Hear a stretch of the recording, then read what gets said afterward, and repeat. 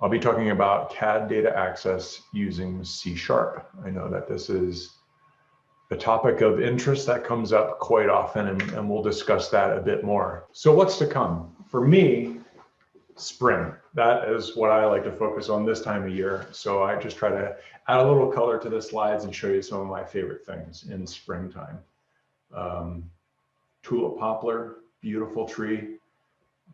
Lilac should be blooming before we know it. Morel mushrooms are going to be popping. We have a lot to look forward to. But for this, the agenda, what we're going to look at today together, first I'll talk about the need, what motivated this work and where is it going to go?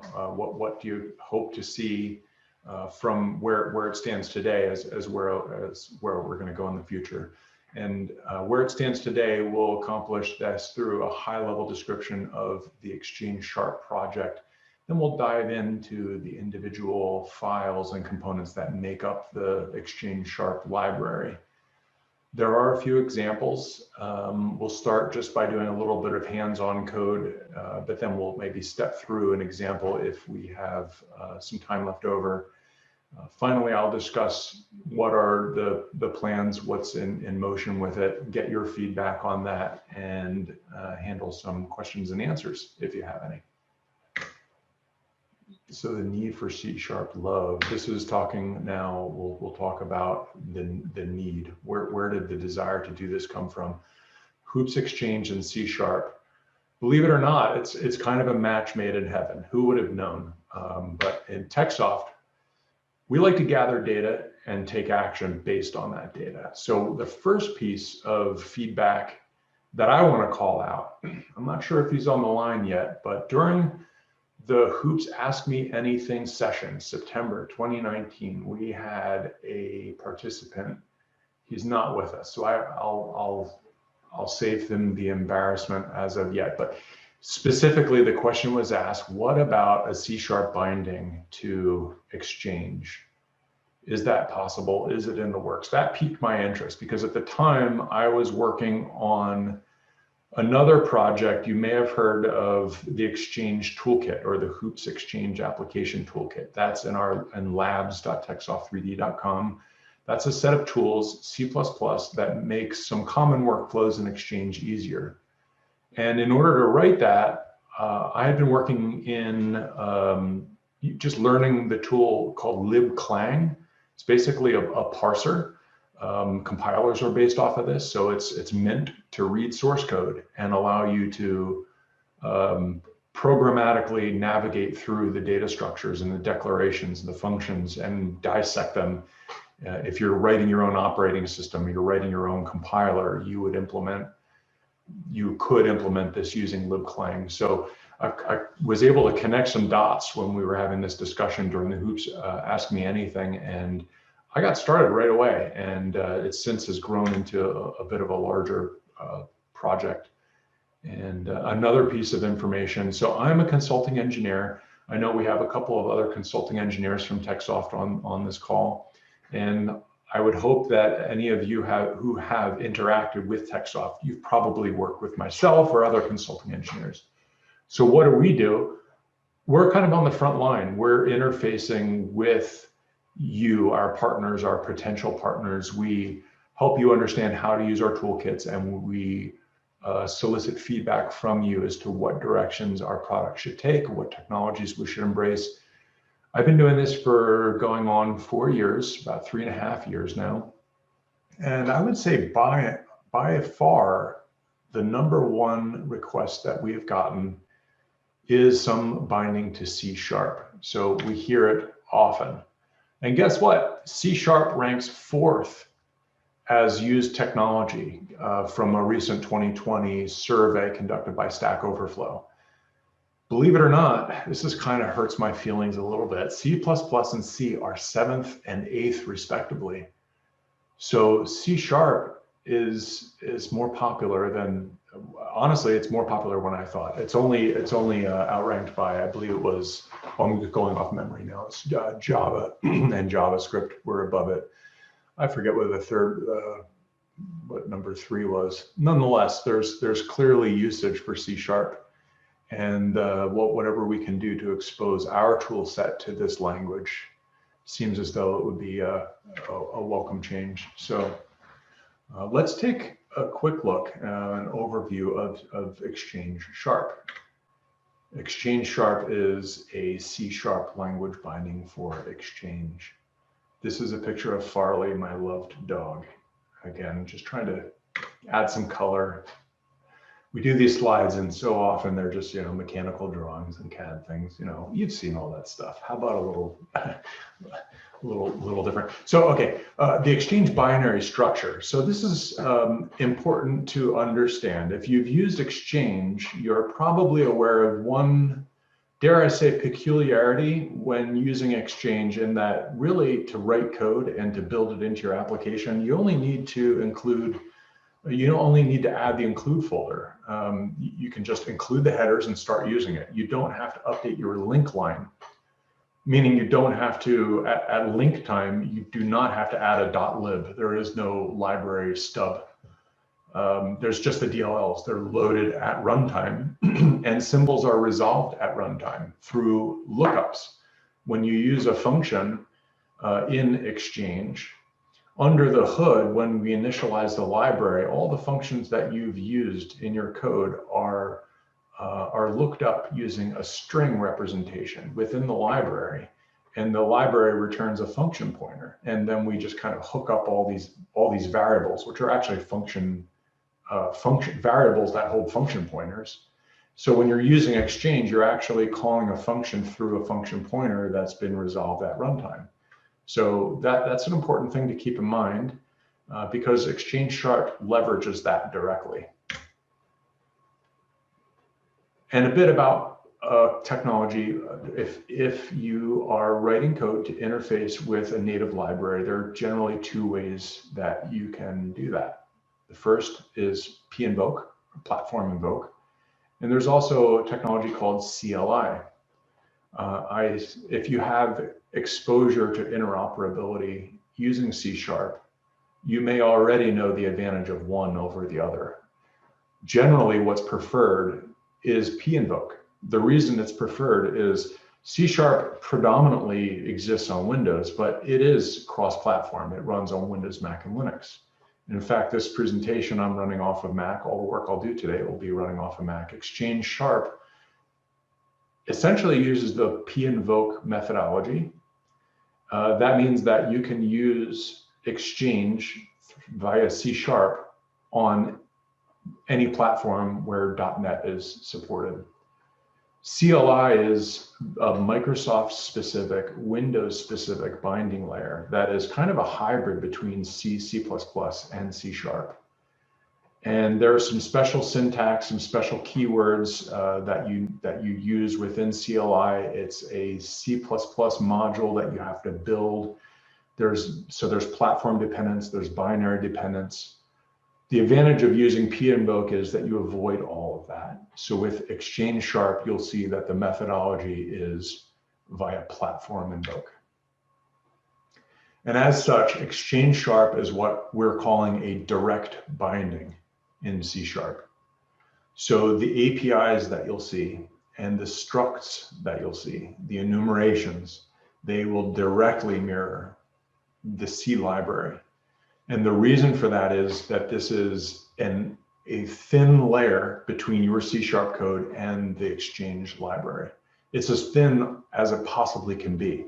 There really is no layer. When you call a function using Exchange Sharp, you are getting that function pointer the same way your C code does. You're getting that function pointer, you're resolving that to a symbol, and you're actually invoking it, and you're passing data back and forth just as raw memory. So we'll talk a bit more about that right away by taking a tour of Exchange Sharp. Now this is where it begins to get a little more dense. This slide, I'm not going to talk through it, but I want it here just to kind of give you an idea as to what we'll cover next. I'll be referencing this. I don't think that you'll see it from here on out, but I'm going to show you the repository in GitHub. We'll talk about the folder structure, and we'll walk through some of the files just to give you an introduction to what what are the contents of the project and how you might navigate through things. We'll talk about how to build it and how to use it. I'll build a small template project and point out some idiosyncrasies of using Exchange Sharp in the form that it currently is in. And if we have time, we'll walk through some of the pre-built, or sorry, the pre-packaged samples that come with Exchange Sharp. So from here, let me switch over to Visual Studio Code. One moment, please.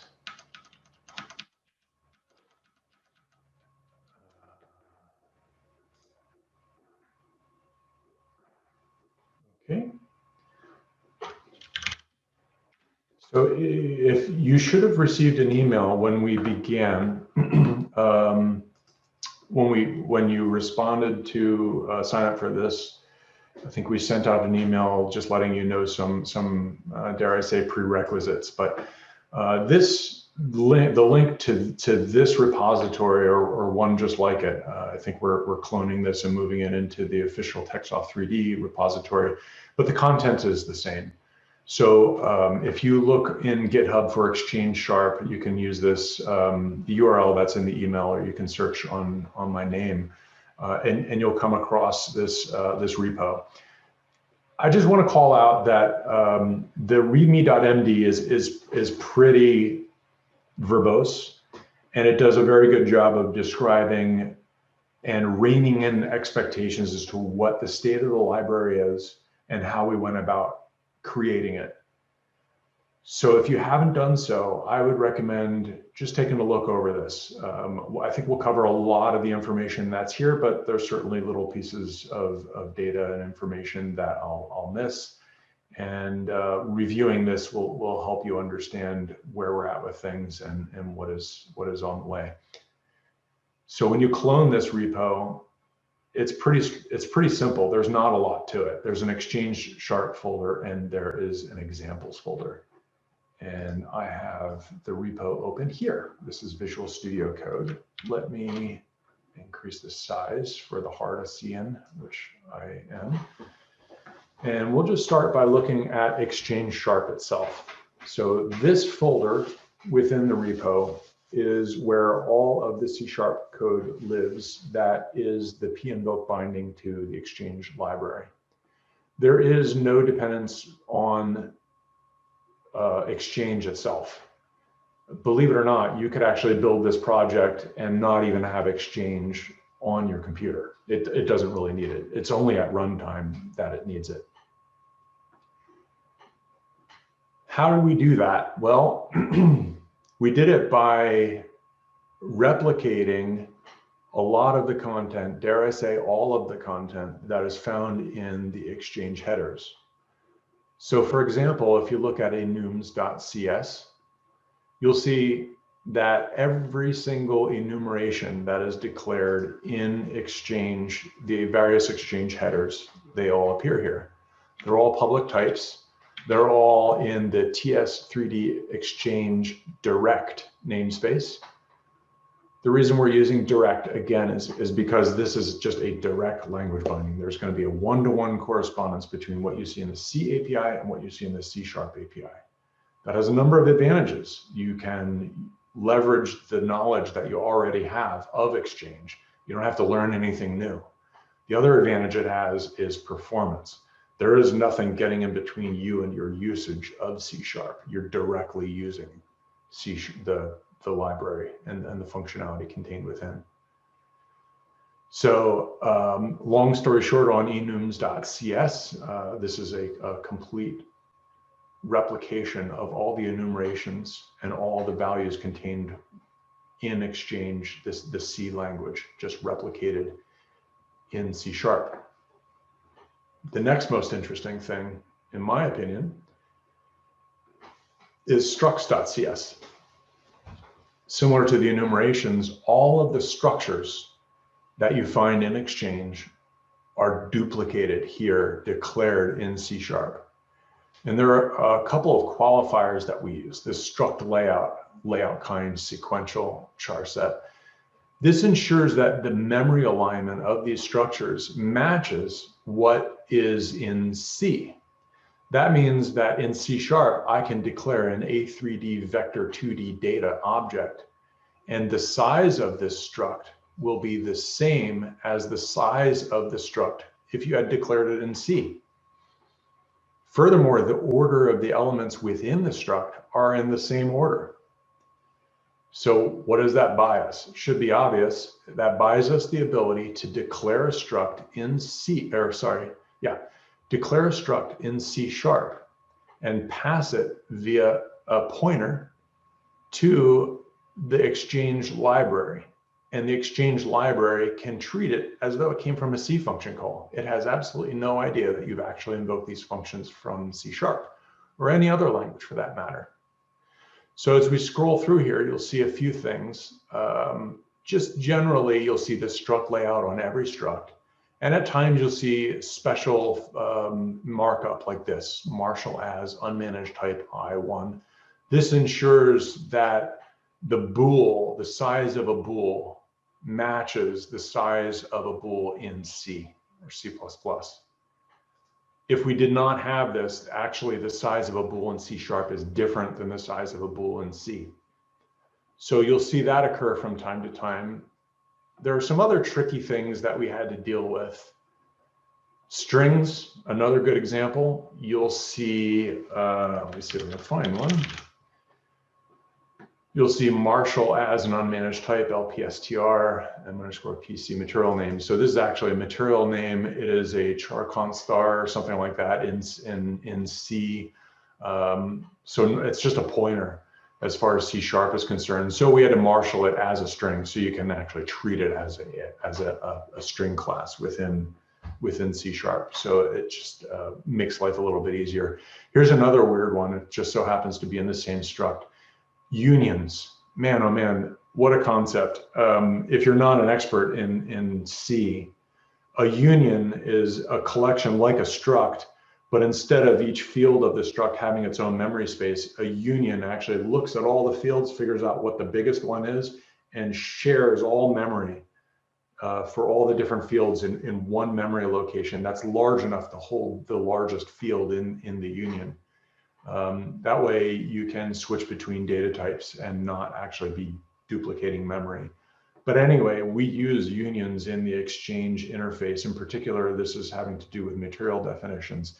So we had to do a little bit of trickery here to marshal unions back and forth between the C# layer and the C library. So things are a little hairy when it comes to this. But I think we got a good way around it here. There are some keywords also like unsafe, the use of fixed. So C# has an advantage of being a managed code, managed memory, automatic garbage collection. You don't have to deal with pointers. You don't have to worry about cleanup and freeing pointers. But since we're interfacing with a C library, we can't entirely have all that luxury, at least at this level of implementation. So that's what this unsafe keyword means. And the fixed keyword allows us to actually grab a memory address and treat it directly. C# otherwise would really not like you doing this sort of thing. So this is the data. This is how we read and write data to and from Exchange by using these structs. Same thing that you'll see in C, same class names, sorry, struct names. It's usually like A3d, some identifier followed by the word data. And in your mind, you should think data, oh, that's a struct. Same goes here for C#. Now, the heart of it exists in API.cs. Again, namespace TS3D Exchange Direct. And here we have a few more. These are actually pound defines within the Exchange C headers.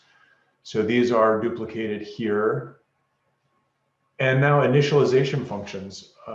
If you're an Exchange user, you are aware that when you declare a struct, the very next thing that you need to do is initialize that struct. A3d initialize data, the struct data type followed by the struct variable. What does that do? If you've ever looked into that macro, it's in the headers. You're free to do this. I would encourage you to do this. In most cases, all it is doing is setting the m_us struct size field from the struct to the size of the struct itself. Why does it do that? Because when you call a function in Exchange and you pass it in a data struct, the first thing that the Exchange library implementation does is it looks at the very first word or unsigned int 16 bits of that struct and looks at the size and compares it to what it knows the size of that struct should be. And the reason that it does this is because if it's going to start writing into memory into this struct, it's got to know that the struct size is correct. It's got enough memory as what it is expecting. So we did the same thing in C#. Each struct has an initialize function. Now it's not all caps and it's not all A3d. It's not a macro. It is truly a function. And this function creates a new struct and it sets up the m_us struct size to be the size of the data struct. And if you scroll through here, you'll see that there are composite cases like this. Here's an example of graph hatching line pattern data, where it has two offsets, or it's an offset, which is a vector 3D data, and a start, another vector, 2D data. So we're sure to call initialize on the inner fields as well. How can we ensure that this is all correct? Well, again, remember early in the conversation, I talked about how this was implemented. We're using libclang to do parsing of the headers that come with Exchange, and we automatically generate all of this code. So that ensures that the code that you see here will match exactly what is coming from the Exchange headers. So normally when you write C code, those headers are included in your program, and all this code is kind of just expanded in line in your code. So we had to do the same thing here on the C# side. So that's what all of this is. If I keep moving, eventually we'll get past all the initialization functions. We'll get down to the API itself. Now this is where it gets maybe a little bit more ugly. I won't spend a lot of time on this, but if you're going to use this code, it's important just to understand what is going on here. So let's just take these first two lines here as an example. So this is the declaration of a function, A3d test base get. If you're familiar with Exchange, you will find every function, virtually every function in the Exchange API in this header, and it will look just like this. What does it look like? It is the declaration of a delegate. This was new to me. Again, I'm not a C# expert, so I had to learn some of this stuff.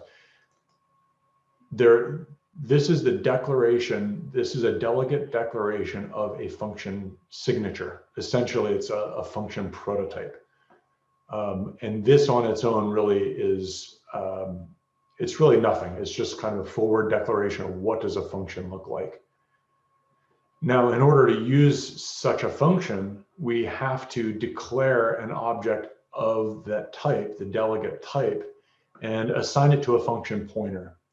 And the way that we do that is through this marshal.getDelegate for function pointer, and then we call through to the library and get the function pointer from the library.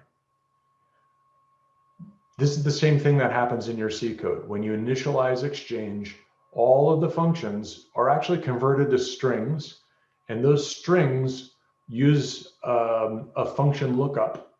Pass in the string and you get back a pointer.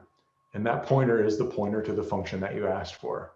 So this code and all the code that comes below is doing exactly that.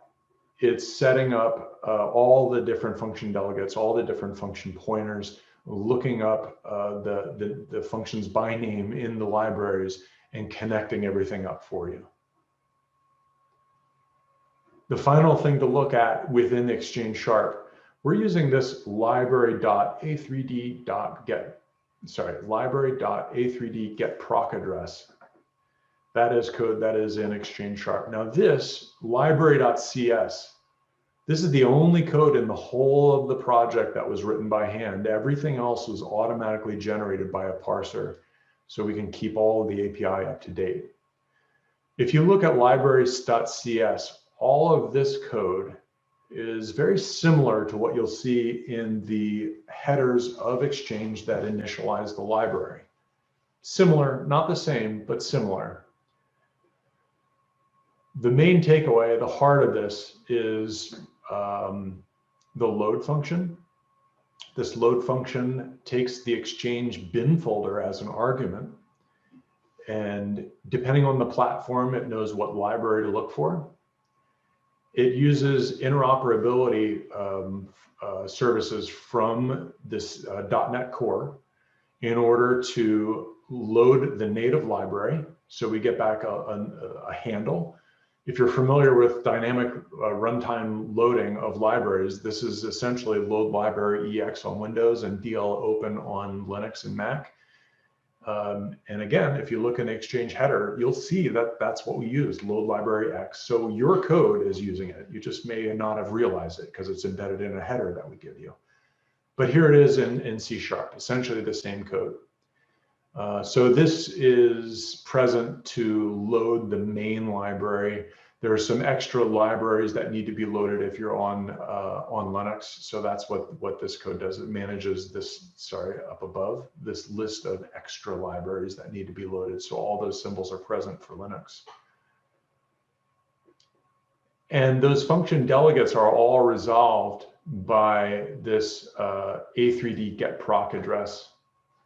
So here is this function where it essentially is looking up A3d get proc address function inside of the Exchange library. And again, look at the Exchange header and look at the library loading code in there. And it's a little complicated, but if you're good with C and you're good with preprocessor macros and the expansion and how things actually convert into code when you use it, you'll see that it does exactly this same thing. The net takeaway here is that when you use Exchange Sharp to access the Exchange native library, you have a very thin layer between your C# code and the Exchange library. Therefore, you can be assured that there is no sacrifice in performance, none whatsoever, because it's a direct usage of the same code. There's also in library, there's a helper here called Initialize, which does a lot of the same things that the A3d SDK loader class, I'm not remembering that correctly, but a lot of our samples that come with Exchange use this loader object where all you have to do is pass in your license string, and it will do the function calls of initializing the library, putting your license file, getting the version of the DLL, making sure it matches with the header that you're using, and then finally just a final DLL initialize. So you can use this initialize function, or you could just replicate all this code in your usage. Doesn't really matter. So this all should look very similar, just a different language. Let's see. So this, again, this is library.cs. And this is the only code, and luckily it's static. It doesn't really depend on the API at all. But this is the only code that is handwritten. Everything else in the direct folder is generated from a parser, so we can easily keep it up to date as new versions of Exchange are released. So with that, what does it look like? So to build it, if you are a command line person and you have Exchange Sharp downloaded in your repo, or sorry, in your local folder, all you have to do is call .NET build. And this just builds all those C# files. There's no dependence on any Exchange headers or any Exchange libraries. You just now have a DLL that is a language binding for the Exchange native library. how do we use it? So if you go into the examples folder, you'll see that the Git repo has a few examples in it. One is count part instances, there's print product structure, and there's an import export example. Now there's a template folder there. I created that template folder just by copying one of these projects over and just cleaning out a bunch of the specific code. So I'm going to use template here in a second just to write some code to show you what are the mechanics of actually using Exchange Sharp. So if you wanted to build one of these, same deal, just use .NET build and it will build everything and be ready to run. If you want to run it, you just use .NET run and it will run it. Now, the samples require some arguments. So when you run any of the samples, you need to provide some arguments. I'll show you some of that in a second here. But before we do that, let me just jump back to Visual Studio Code here. And I'm going to go into this examples folder and we'll take a look at template. Oh, yeah, actually, before I do this, if you've read the README in Exchange Sharp, one of the prerequisites that you'll notice it calls for is the license file. All of the samples expect that you've downloaded your hoops license. There's actually hoopslicense.h and hoopslicense.cs. Up until recently, if you were an Exchange user, you did not care about hoopslicense.cs, but now you can. Grab that hoopslicense.cs from our developer portal and put it in the folder of every one of the samples. Then you should be able to build and run them. If you don't have that present, then you're going to get an error when you try to use this hoopslicense.key in the initialize call. So with that present, let's just take a look at this sample here. This is template.cs. I started with, I think it was print product structure, and I deleted everything except the bulk of the function main. So just very quickly moving through some of the boilerplate stuff, it expects, all of these examples expect a command line argument -- exchange. And this would be the bin folder for the platform you're running on, where all the Exchange dynamic libraries are loaded, whether they're .dlls, .sos, or .dilibs. You're specifying the folder name for where Exchange lives, the libraries. And further, we looked at actually the implementation of this use of library.initialize. So if you're a C user, you're used to only needing to pass in the hoops license key to the constructor of the library loader. But since this is a slightly different implementation that requires the location of the DLLs, we have to pass in that Exchange folder. And this can throw an exception if there's any trouble locating and loading the dynamic libraries that you're specifying. So you have to be sure to catch the library.initialization exception. And now we'll move on to some usage. What does it look like? So very similar to the C code. I'm going to declare a struct. This is the A3d RW params load data. This is the struct that's used to specify how files should be loaded. I'm just taking all the defaults. I'm not changing any of the load options. So essentially, this is just going to load the product structure and really do nothing else, because I'm not saying M_B load solids equals true, or was it read solids, read wires, or, you know, all those different options that you might set in these load parameters. So it is a bare bones basic sample. So here's where things get a little interesting. Int PTR model file. Maybe you're familiar with an int PTR, but essentially this is the object type that we would use as a void star. In Exchange, an A3d ASM model file is actually type def to void star. So anytime you're using A3d ASM model file, A3d ASM product occurrence, any of those data handles, they're under the hood, they're type def as a void star. So there is no such thing as a void star in C#. The replacement for that or the usage is an int PTR, I call it an int pointer. So this is a declaration of a handle. And then we just go on to use the API as we would, similar to as we would in C. It is in the namespace API. So we have API.A3d ASM model file load from file. The input file, excuse me, this comes from the command line. So this is going to be a string. And we're going to pass in a reference to load parameters. And as an out parameter, we're going to get back the model file. So when this is done, this model file variable will actually be initialized to some opaque handle, and that is the handle to the model file.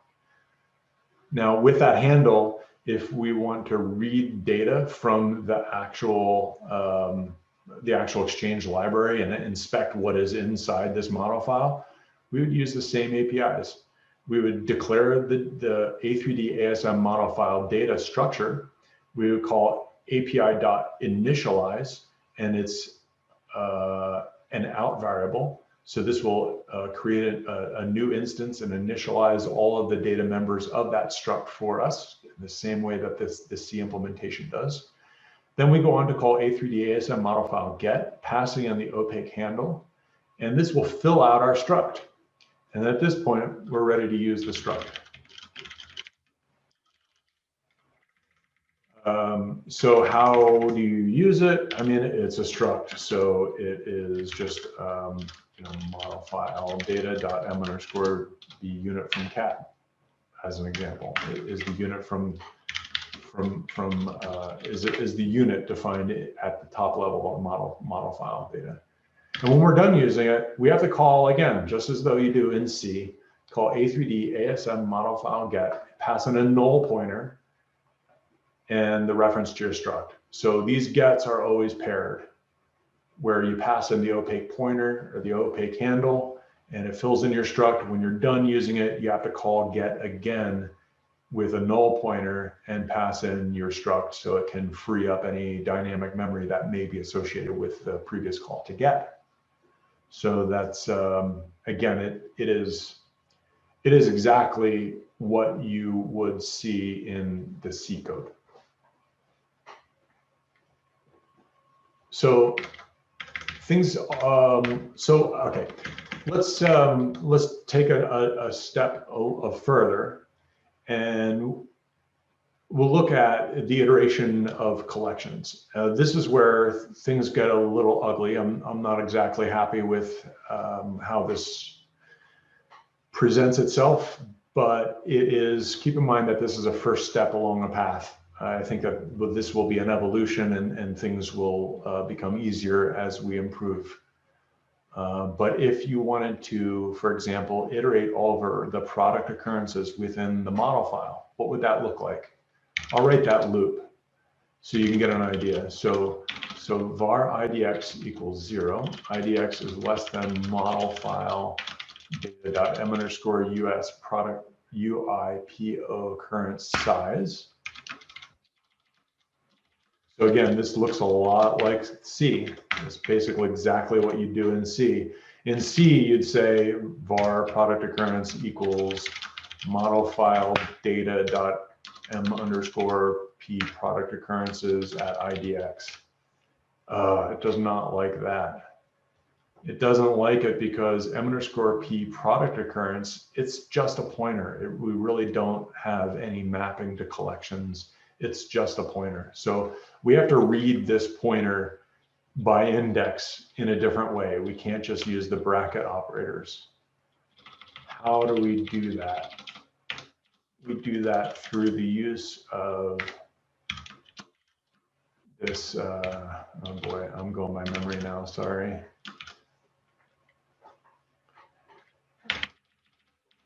I'm sorry, I have to do a quick reference here. I told you I'm not an expert in C#, so I often forget things. So it's read int pointer is the function on Marshall, and this takes the size. This function actually it takes the size of what it is that you're going to read so it can calculate an offset correctly. So in order to do that, we need to Marshall.size, size of, going by memory here. Let me just do it. All right, I'm going to run it. Let's just copy this and we'll paste it and then we'll dissect it. There's very little value in watching me type it out. What do we have here? This is the way to get a particular product occurrence pointer from the array, the C-style array of product occurrences within a model file. So in order to iterate over containers that are coming from Exchange using C#, this is the code that you need to write. You're using the Marshall function to read an int pointer. You're providing the base address of the pointer and then the offset. And that offset is computed by knowing, first of all, the size of what it is that you're going to read. And that's this code. And then the integer offset. So it's kind of, you know, it is a combination between C# and C. You have to have some understanding of arrays and how they're laid out. And you have to have some understanding, and this is where I fall short, you have to have some understanding of the C# interoperability and how to actually read out that C-style pointer. So this is the ugliest part of the Exchange Sharp library, is this line of code right here, and lines of code just like it, where you have a C-style array and you need to write C# code to actually extract an element from that array. I'll talk about future plans in a later slide, so I won't get into that now. But now that we have that opaque pointer, now I can call A3d ASM product occurrence data. I can call API.initialize on that product occurrence data. And I can call API.A3d ASM product occurrence get. I can pass in that opaque pointer and a reference to product occurrence data. And now I can use POD here. So that's the pattern. That's how it works out. Again, not the prettiest thing, but it's the trade-off between performance and obfuscation, or some intermediate layer that makes this look prettier. Hopefully we can come up with a methodology that is a balance between the two, but that is then future work. What did I forget? I'm sure I'm not the only one to have forgotten this. I forgot to free it up. You have to pass in a null pointer and call get again with that null pointer. You can't forget that, otherwise you may have memory leaks. If you're a user of the Hoops Exchange Application Toolkit, or in short, the Exchange Toolkit in C++, you know that there is a set of structs that wrap the get and release of memory. So you don't have to worry about initialize, and you don't have to worry necessarily about the get and release. That's all handled in the constructor and the destructor of those structs. Well, in the Exchange Sharp toolkit, there's also classes.cs. I just jumped over this one when we were going through. Essentially, this is doing the same thing. If you scroll through here, you'll see that these are declarations of classes. And each class then has constructors implemented to both initialize the data and to call get, and the destructor calls the release variant.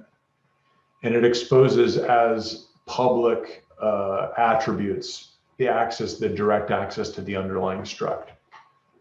So this is very similar, and this is where the similarity ends but this is very similar to the Exchange Toolkits wrappers. This is a minimal wrapper. There is no handling of arrays. It doesn't avoid the ugly code that I just showed you, and I had to copy and paste because I could not even remember it. So that's still a problem left to be solved. But this gets you a little bit further along the path of allowing you to write code that looks more like C#, a little bit, because it's more object oriented and less functional. So that's classes.cs. And the examples, the next thing we'll do is just look at, let's look at print product structure. Now this code uses those classes, so it will look a little bit different than what I just wrote. So for example, here we're using A3d ASM model file wrapper that passes in the opaque pointer. I don't have to worry about calling get, don't have to worry about calling initialize, don't have to worry about calling free. I can just use the data. But recall, there's no easier way to access collections as of yet. You still have to use the marshall.read_int pointer, specifying the base pointer and the offset in that array in order to get an element from the array. That's, again, it's a problem left to be solved. But we can actually, let's give it a try to step through this one. I have all the projects open here, so let me just open.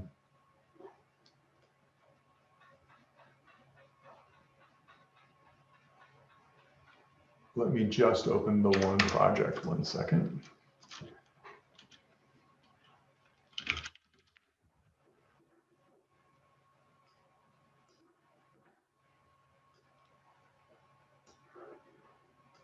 All right, so print product structure, we can use Visual Studio Code here to run this. I'll set a breakpoint and we'll step through it. Let me just see.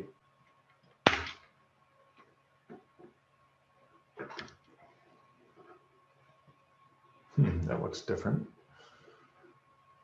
So I think that we'll, since I didn't specify any arguments, it should error out straight away. There are no arguments. So it's going to give me an error and stop. So in Visual Studio Code, we need to figure out how to specify arguments. And we can see that Visual Studio Code created a launch.json for me. So from here, I can specify the Exchange folder.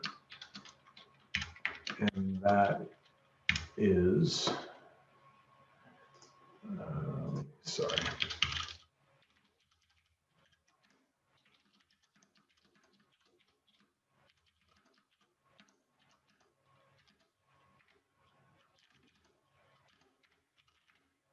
This.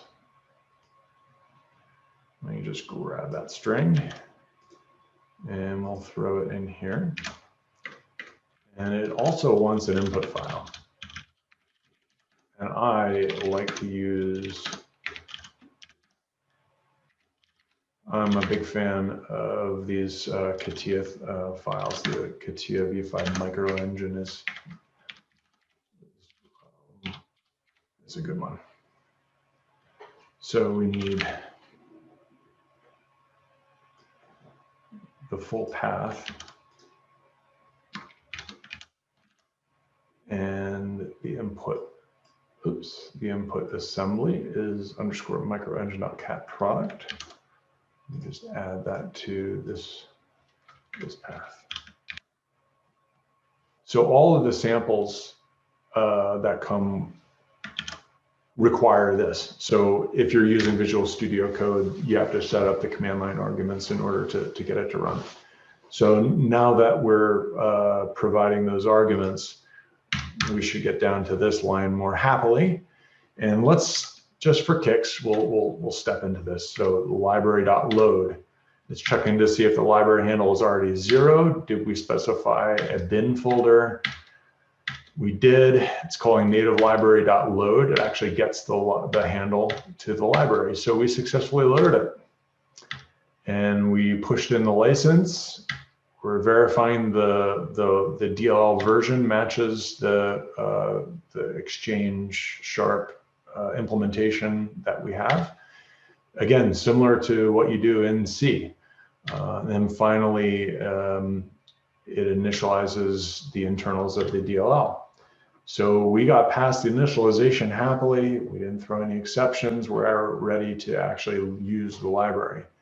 So here's the declaration of A3d Load Params.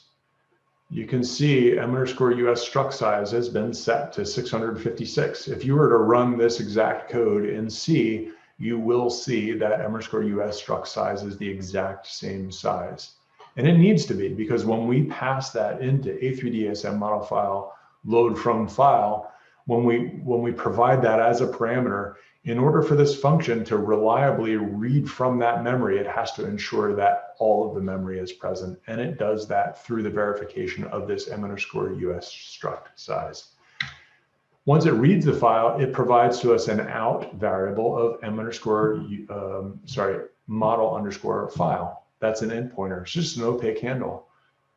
And we can now use that through the use of this A3d ASM model file wrapper. Let me step into that constructor, because you'll see that it initializes the data internally. And if the pointer is not null that you passed in, it's going to call A3d ASM model file get. Now, you'll notice it is not checking the return codes. There's still work to be done on this. This is early stages, but it's probably better than having to write a lot of these wrappers yourselves. So you may find this as a welcome addition to your tool set. So we got the model file data, so we can iterate over the product occurrences. But the first thing that we do is we write out the model file name. So I'm going to step in to the function that I created called getName. Now, Exchange is C, but it has a notion of inheritance, so to speak. Everything is derived, and I'll use that term loosely, from root base. So an arbitrary object we can call this A3d root base wrapper. And we can also call this get type is another function that returns the type of the object. So, this is A3d misc get entity type message. This is another function in the Exchange API. It returns a char const star or char star.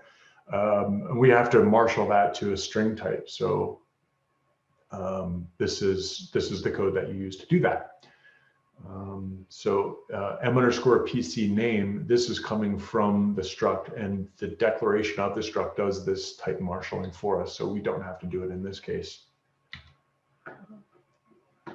So that prints in the output, where is it? It's running.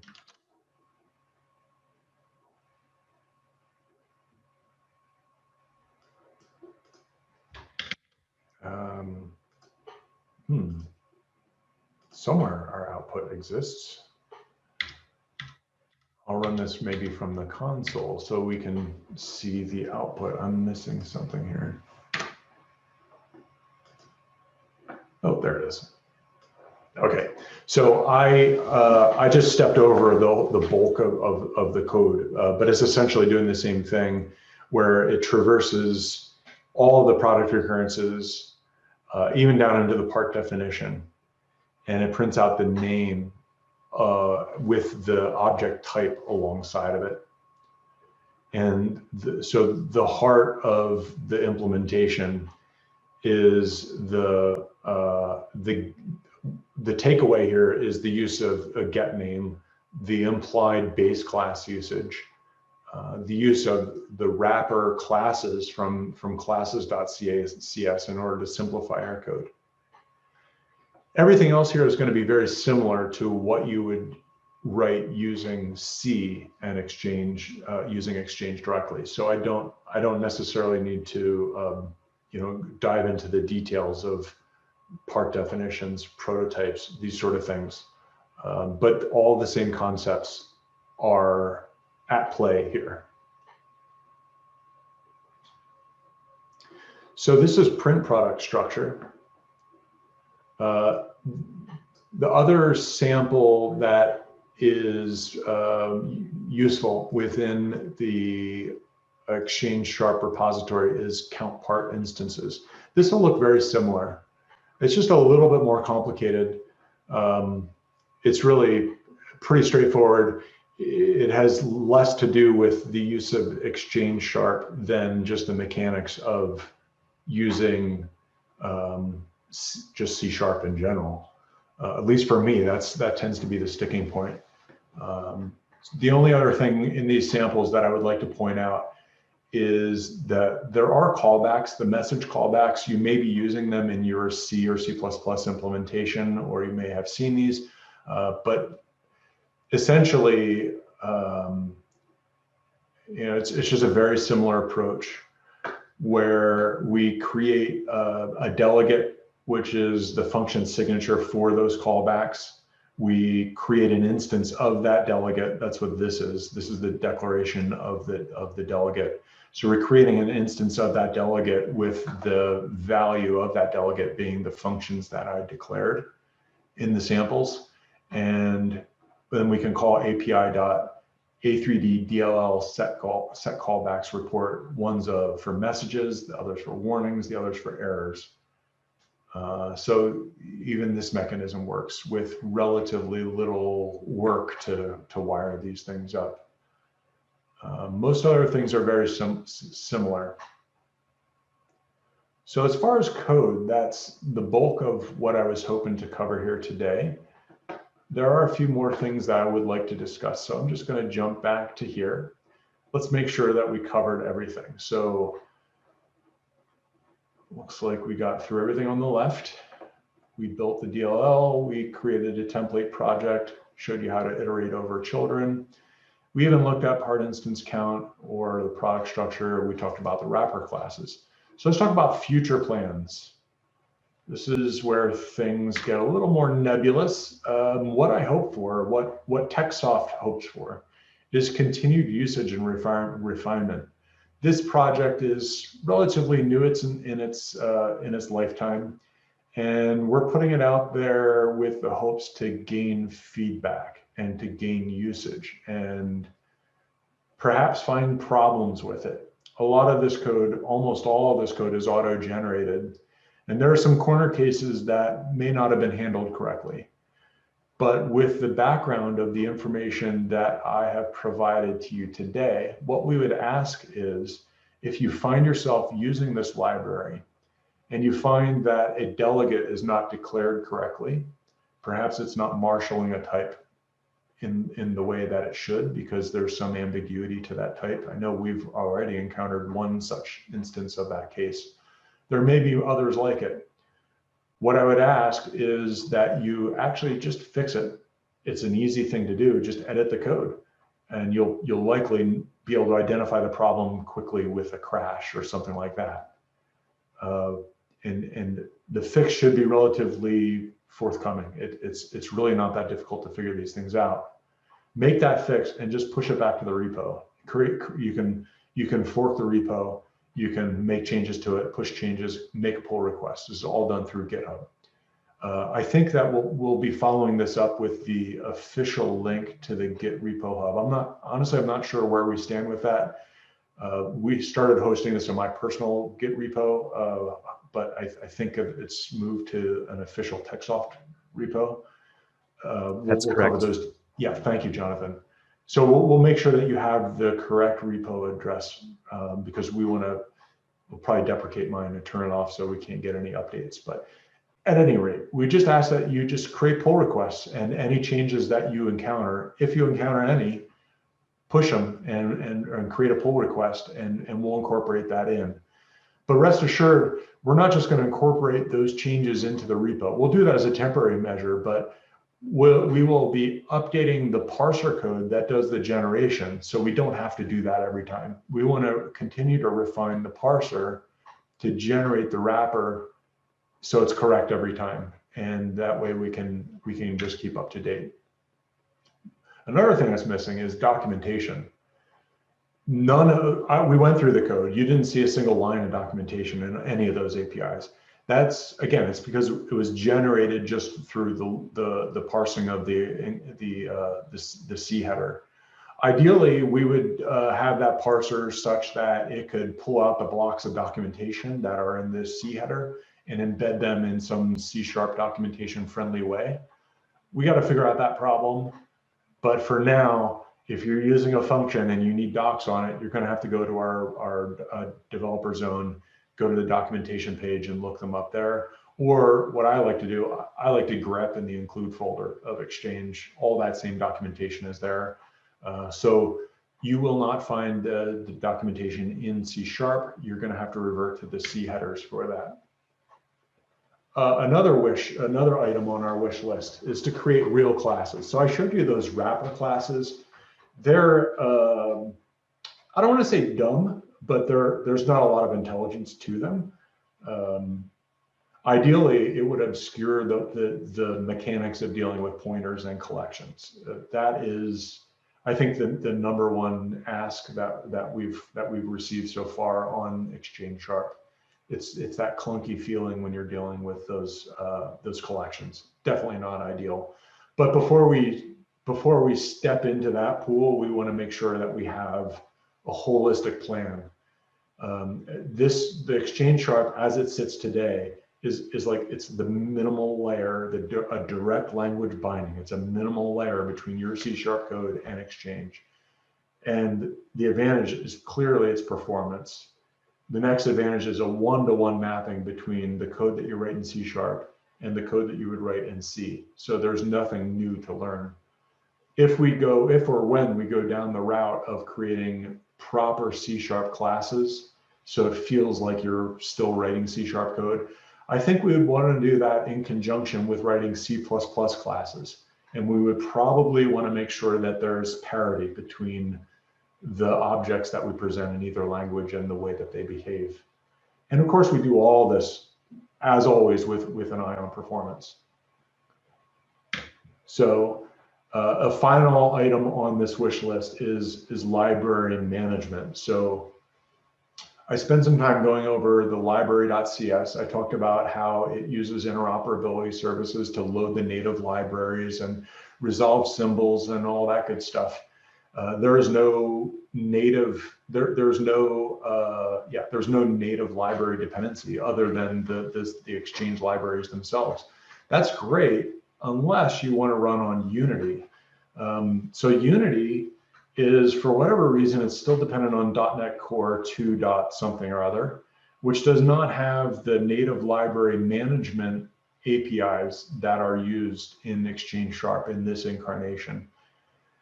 So I have the word here, revive .NET Core 2.x support. In the earliest implementations of Exchange Sharp, there was a C++ layer, and I'll use that term loosely, but there was a DLL that you needed to build in order to use Exchange Sharp. It actually loaded this DLL that was platform specific, and that kind of marshaled between C# and the actual Exchange library. That created not problems, but it creates complexity in that you would have to build this layer before you could use the C# code.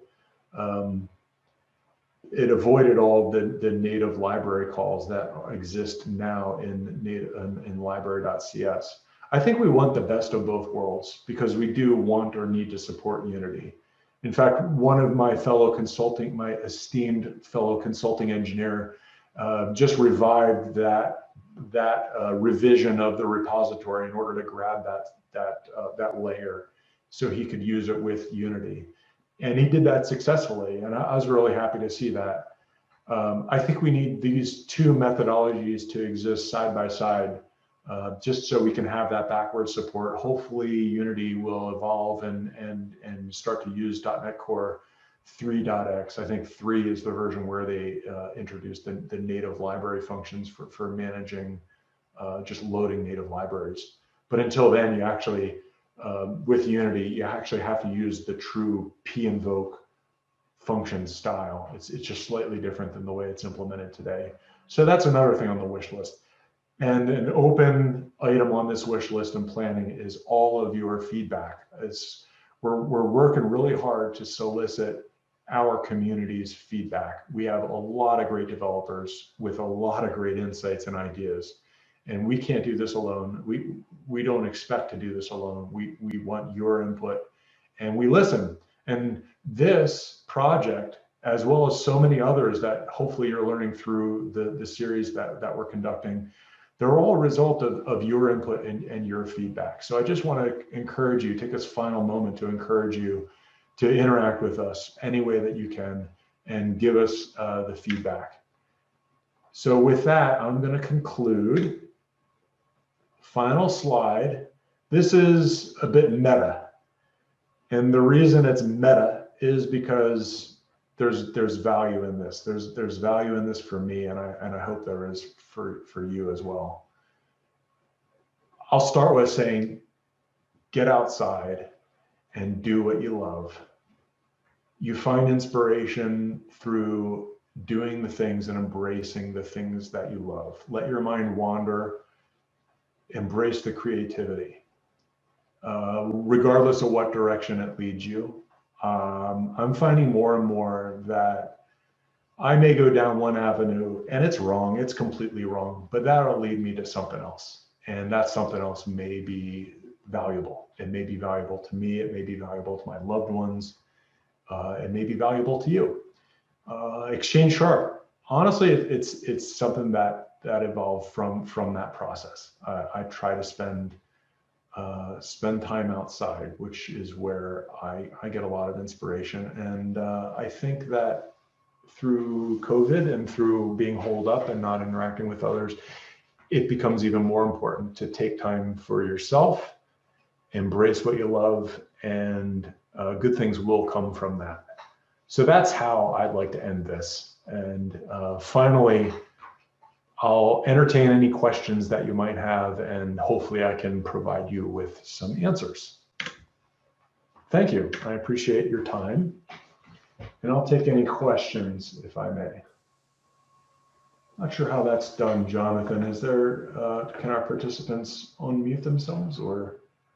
Yeah, they should be able to unmute themselves. Or you could also just type there in the chat.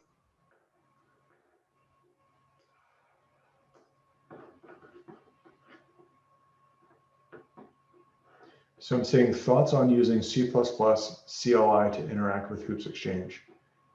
My thoughts are, if you have an existing implementation that is based on CLI, I think that's great. I think that's a very good avenue. Exchange Sharp specifically avoided that for two reasons. I'm a cross-platform nut. I really like to focus on supporting all the platforms that we have available to us. Exchange ships on iOS, Android, Mac OS, Linux, and Windows. If we as a company took the route of a CLI interface, then we'd be bound to using Windows and Windows only. So we'd only leverage a fifth of the supported platforms. Having said that, if you're developing a product that's Windows only and you prefer to use CLI, I see nothing wrong with that. That's all well and good. I don't think that there's a way to mix and match. So another question that I thought might come up would be if you have an existing C# wrapper, C# layer, can you use this alongside of it? I think that if you're using CLI, that mix and match might be a little difficult. So yeah, those are my thoughts on CLI. I hope I addressed your question adequately. Any other questions?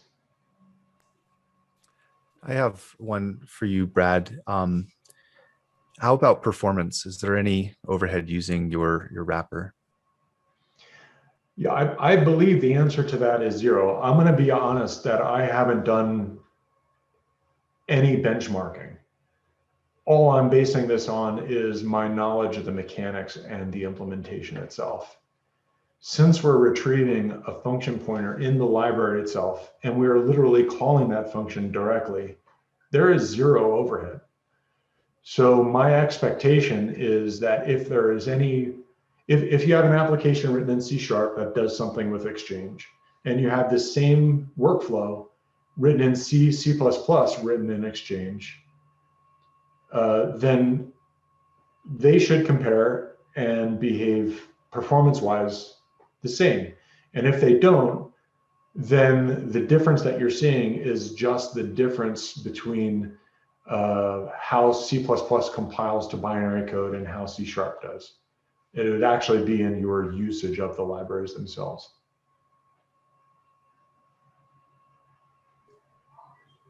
Yeah, well, thanks for that, Brad. I also put in the chat here the official Exchange Sharp GitHub repo from TechSoft 3D on our GitHub account. And I apologize, it doesn't look like our participants can unmute themselves today. So if you have any other additional questions, you can put them there in the chat. We're getting a lot of thanks. Thanks everyone for being here today. And I just want to emphasize Brad's inquisitive mind, growth mindset. I like that. Thanks for your encouragement to get outside. I'll take that to heart. Please do. Yeah. So Brad, always thank you for your insight, both technical and otherwise, and appreciate making that real. Thank you everyone today for being present. We know that your time is valuable, and we hope that what we're providing to you is also valuable. If you have other questions, please feel free to reach out to us. We have Brad at techsoft3d.com. I think that's your email address. It is. Yeah. Yep. I'd love to hear from you. Pretty straightforward. And that GitHub repo, clone it, create pull requests. Also, I'll throw something here in the chat. There is an opportunity on what we call the Innovation Lab at TechSoft 3D. That's labs.techsoft3d. We can have a discussion around this as well, the Exchange Sharp wrapper. So you can use the discussion forum there and be able to ask additional questions around this project. So I'm going to put that here in the chat. And with that, if there's no other questions, I think we're going to say goodbye for the day, wrapping up a little bit early, which is just fine. Thanks, everyone. Great. Yep. Thank you. Thank you for joining us. Thank you All right. very much. Take care, everyone. Appreciate your time and attention.